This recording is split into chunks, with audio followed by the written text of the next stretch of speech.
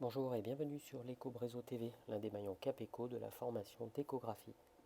Le fractionné d'aujourd'hui est consacré à une rupture du tendon d'Achille visiblement iatrogène.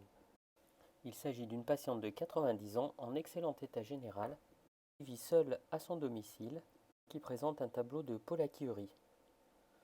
Elle est vue par un médecin qui préconise sans bilan préalable l'instauration d'une antibiothérapie probabiliste. Quelques jours après la mise en route du traitement, elle présente une douleur et un hématome de son membre inférieur droit.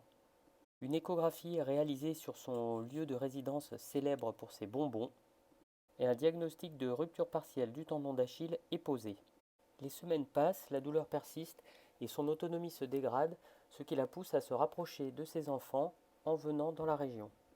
Je la vois donc aujourd'hui à 6 mois de l'épisode initial pour contrôle d'une lésion partielle. L'examen commence en coupe transverse sonde haute fréquence sur le tendon d'Achille, que vous découvrez ici épaissi, désorganisé, nettement hypoéchogène. Technique de l'ascenseur ascendant pour exploration du tendon, durant laquelle nous allons visualiser la rupture complète du tendon d'Achille. Ici la lame d'Achille, on redescend. Ici, vous voyez l'anthèse et l'aspect complètement détendu du tendon, avec le classique battant de cloche. Et vous visualisez ici la zone de rupture avec le gap et l'aspect fibreux.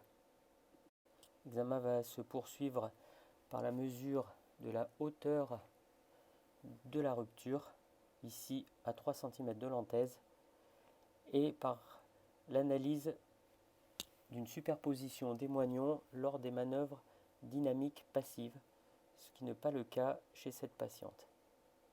Ce cas clinique pour garder à l'esprit qu'aucune prescription n'est anodine. Voyons ici le cas d'une femme âgée qui n'avait pas d'infection urinaire, qui s'est vue prescrire une fluoroquinolone, qui termine avec une perte d'autonomie sur rupture iatrogène de son tendon d'Achille, engendrant une nette amyotrophie de sa loge musculaire au mollet par rapport au côté contralatéral, et dont on ne va avoir probablement aucune solution thérapeutique efficiente. Quant au diagnostic initial de rupture partielle, nous ne pourrons pas les vérifier puisque aucune image n'avait été remise à la patiente. Le fractionné d'échographie consacré à une rupture du tendon d'Achille est désormais terminé.